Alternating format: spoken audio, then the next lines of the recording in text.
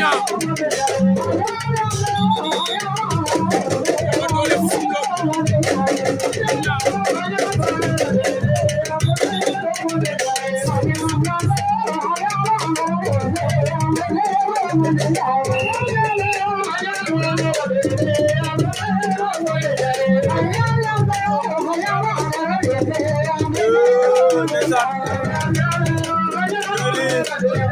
Mablok le 5 avril 2024 ndeysaan Sey Diop ba léegi ñu ci poids lourd yi léegi jeex rek dañu poids lourd yi jëga doon am na combat ay ñoom Babou ay ñoom Touba Fouta ñëpp a ngi fi ay ñoom Thiel Toile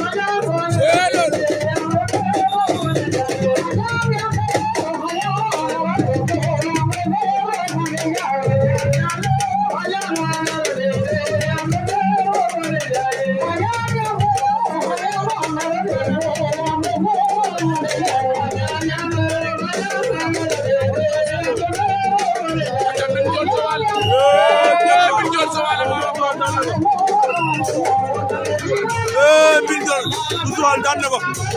tey loolu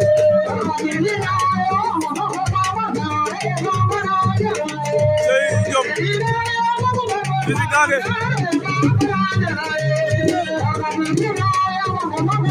arbitre tey loolu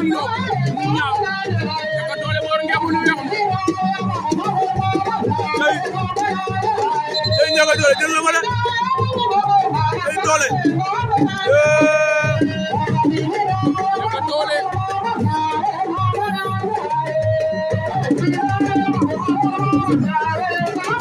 Ndiaga Dollé sublom ko def ci gaaw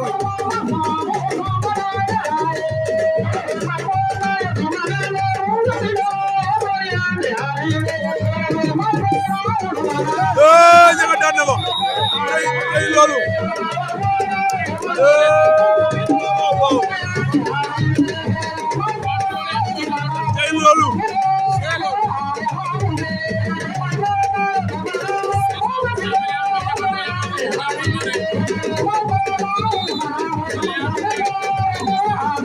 tey Balori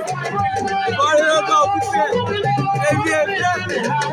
tey combat bu ko gën a neex rek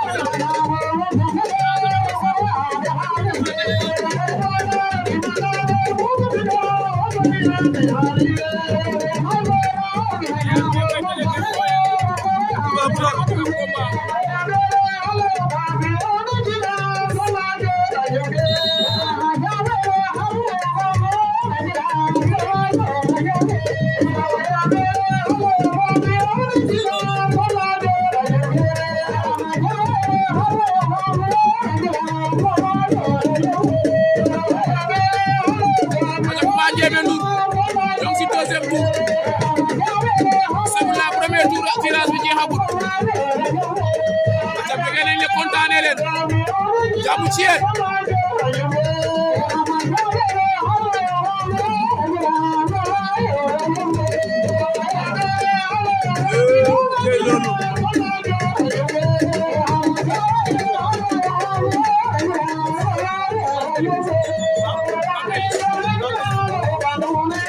jey ba léegi ci combat bi Mame Eli bu Soum ak Mame Ndour ñoo seetlu ci géew gi nii ba léegi ci poids lourd lañ nekk tey loolu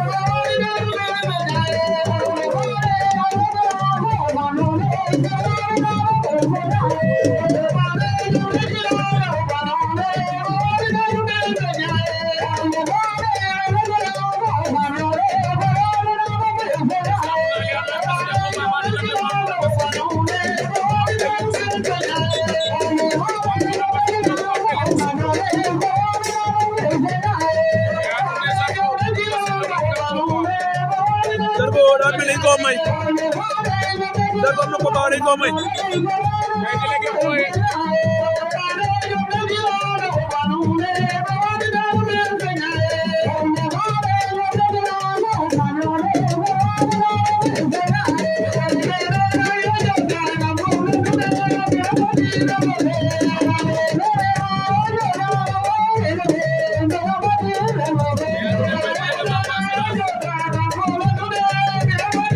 Toubacouta am na combat.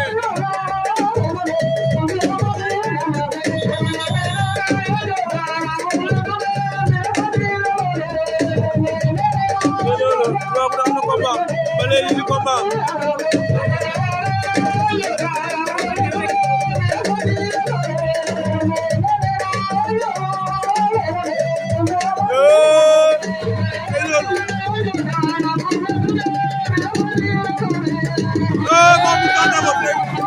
Wow.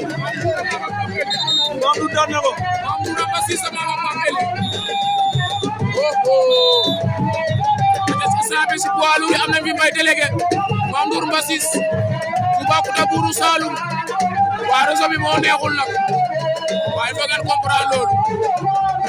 am nañ fi Bato 2 am na combat Zarko Ramba Cissé Bato 2 ak Toubacouta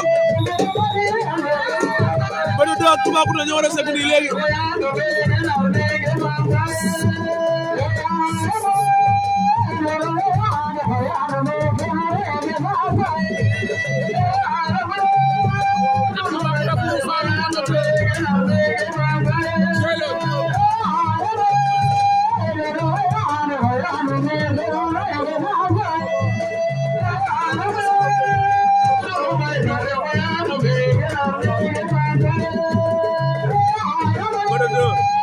Toubacouta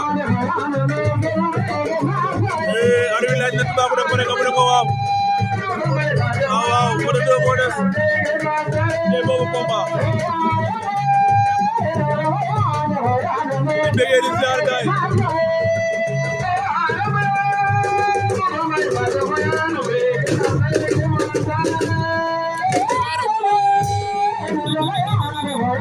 Alioune Faye bëggee naa la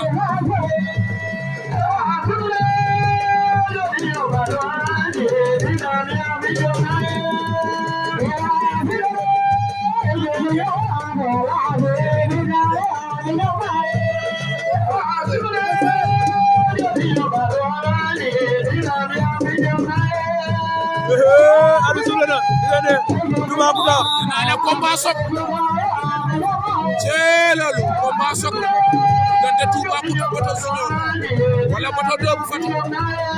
Bato moo féetoo à gauche Toubacouta à droite loolu tey boobu combat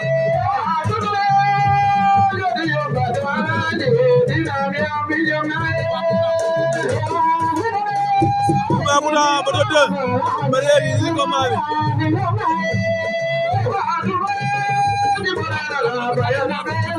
Bato 2 bu Fatick waaw ba léegi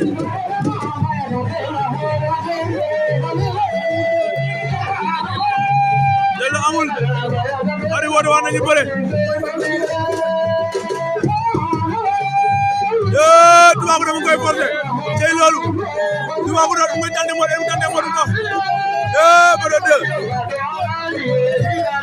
Bato 2 Toubacouta tey loolu Bato 2 Toubacouta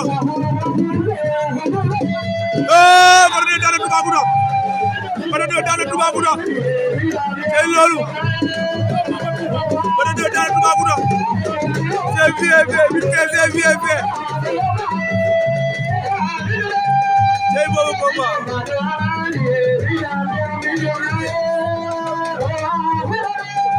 atale anu ne bin jol njaago ngidin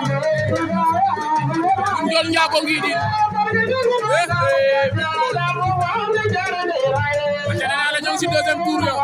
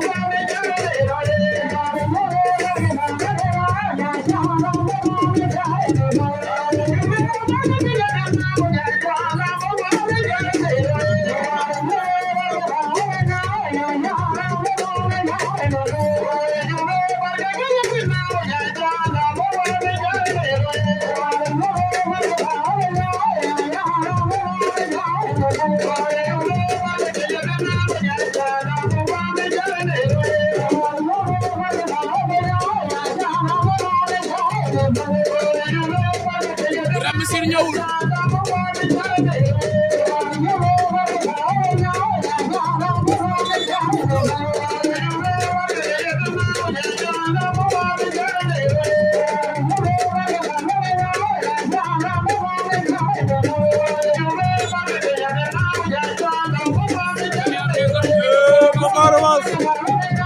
Mame Ndour ak Ndiaga Dolé combat revanche tey loolu tey boobu revanche bu ñu mujjee bëre Ndiaga Dolé moo ko daanoon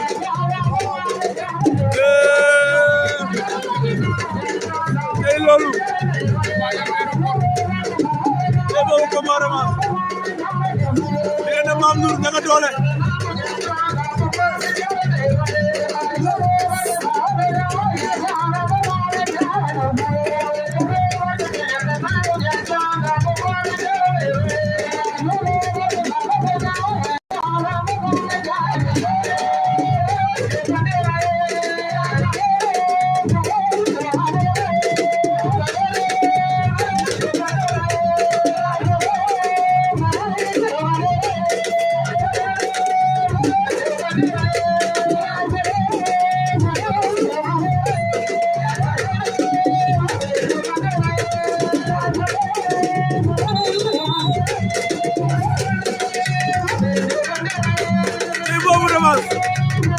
Mame Ndour Ndiaga Dolé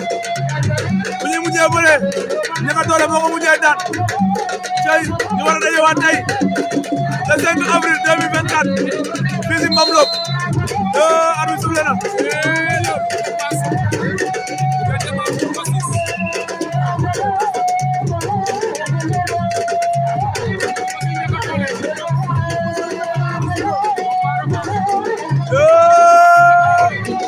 Ndiaga Dolé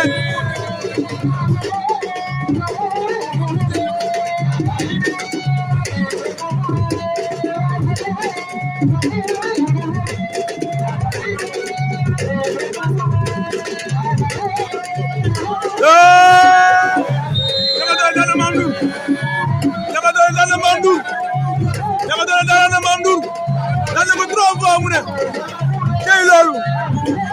Ndiaga Dolé daan na ko 3 fois mu ne tey loolu tey boobu ñoom tey boobu lambu Ndiaga Dolé daan na Mame Ndour am na ko 3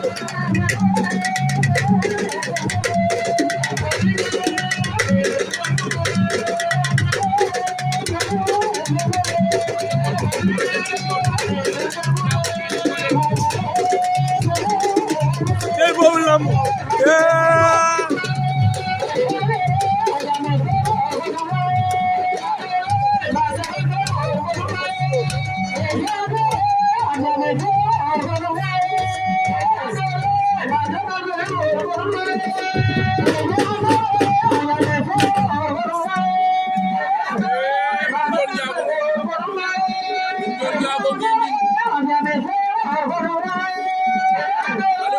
Misir ñëwul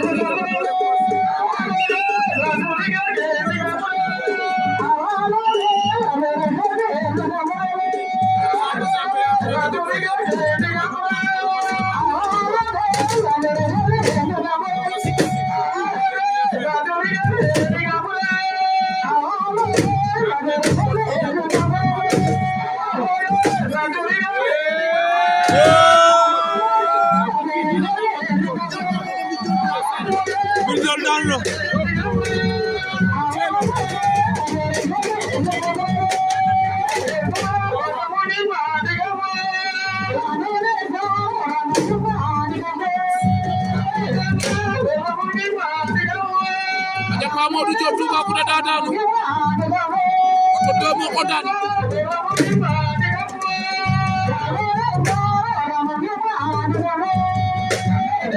favori yëpp daan nañ favori yëpp dañoo daan li ñu wax favori fii nii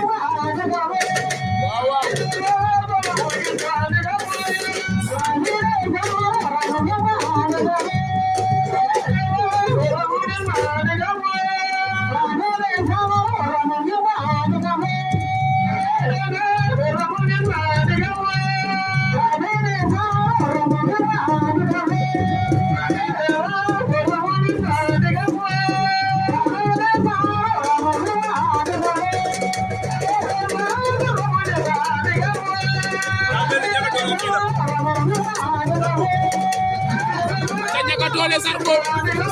premier demi-finale Ndiaga Dolé Zarko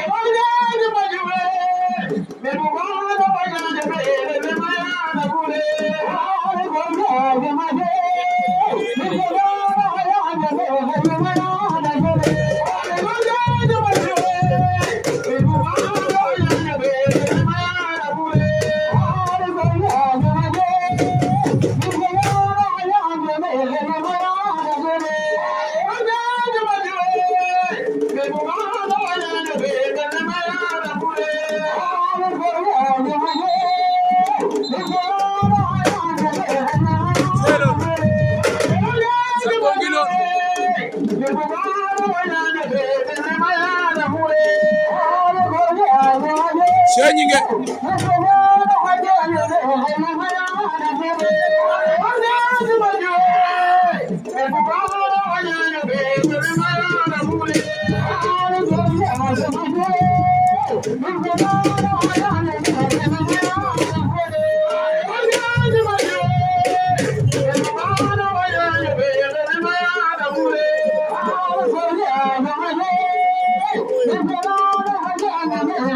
ñaari demi-finale ñoo taxaw nii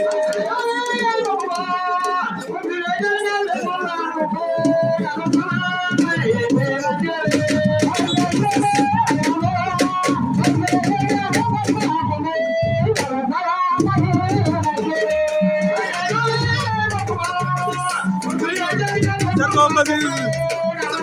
ak Ndiaga Dolé demi-finale Zarko Mbassis Ndiaga Dolé demi-finale tey loolu Diop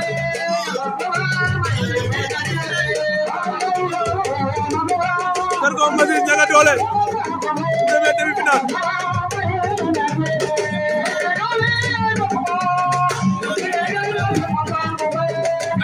lii tamit combat revanche lay doon nee naa la Mbassis ak Soum war mun a yomb Ndiaga Dolé Zarko foog naa ne am na loo xam ne seelo ma wax sax Ndiaga Dolé Zarko Mbassis xaw ma day daan mag ak rakk xaw ma day daan xaw ma rakk day fayal mag waaye daal comment woo du leer Zarko Mbassis lo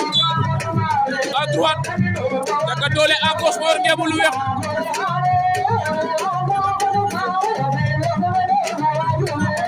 saa biir Zarko daa am na soxla am na yéen bu diis na bu ren boppam bu ren Mamour bu ren waa Mbassis seelo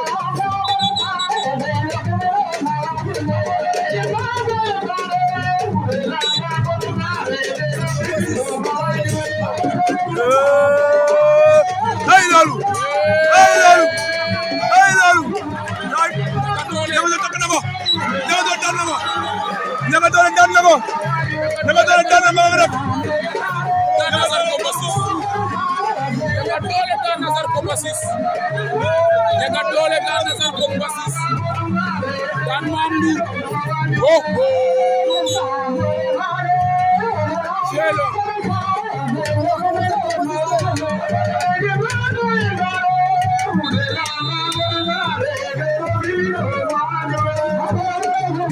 demi-finale ba Ndiaga doole daan na Zarko Basis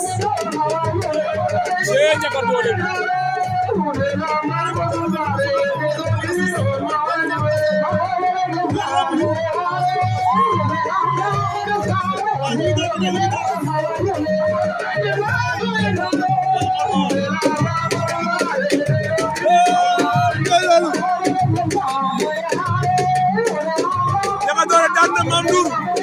daan Zarko Basis Ndiaga doole daan na Mame Ndour daan Zarko daan na Mame rek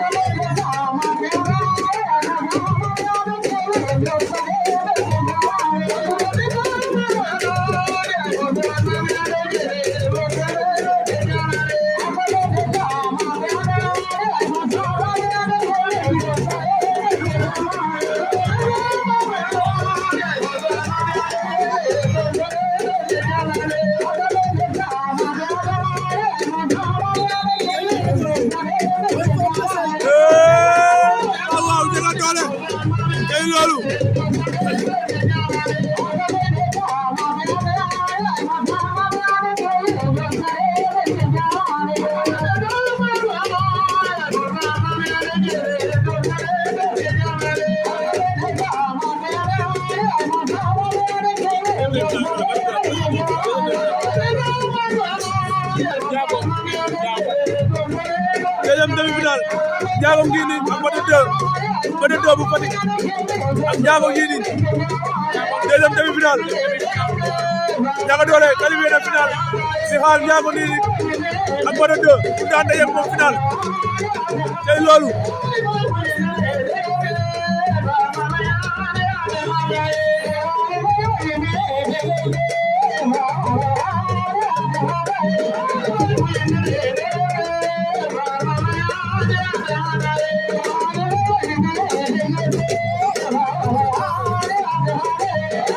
deuxième demi-finale bi commencé waat na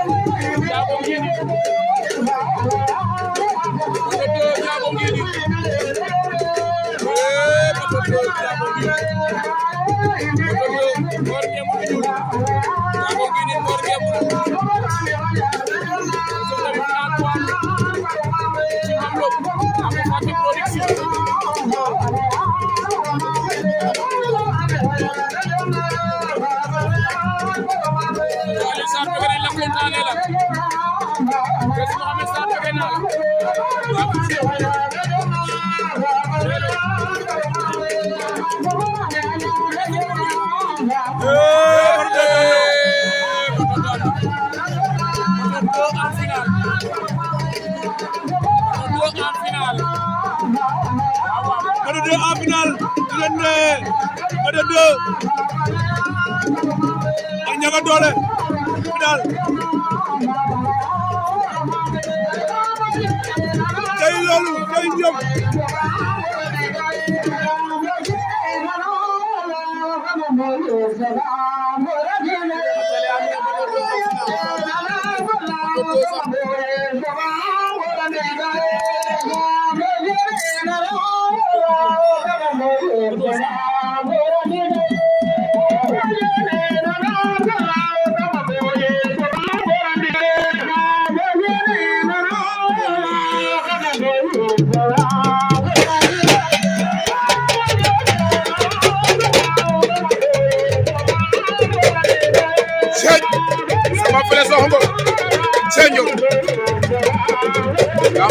Mambo Cielo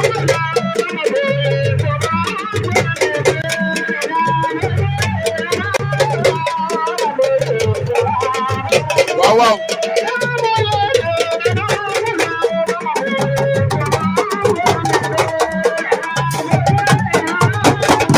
Chemase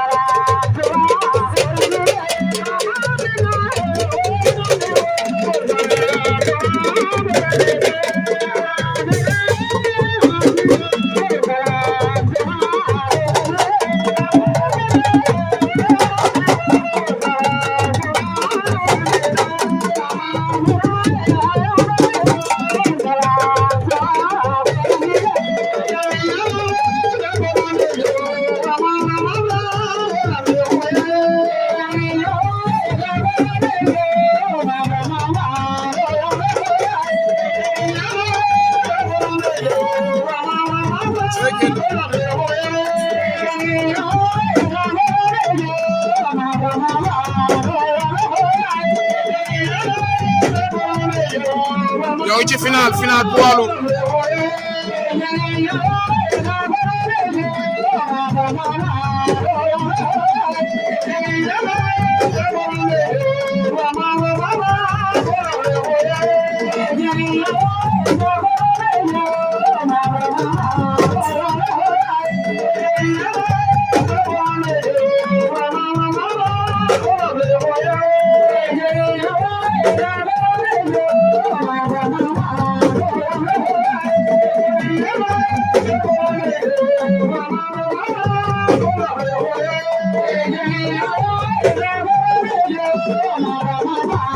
Cheya Faya Mbodj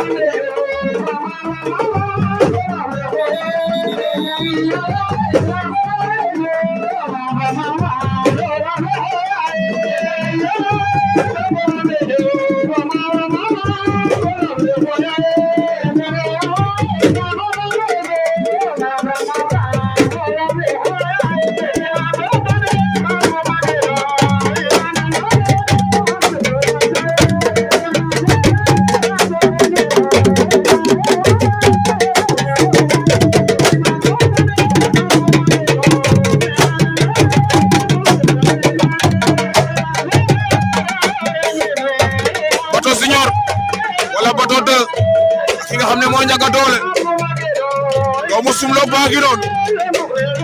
Cielo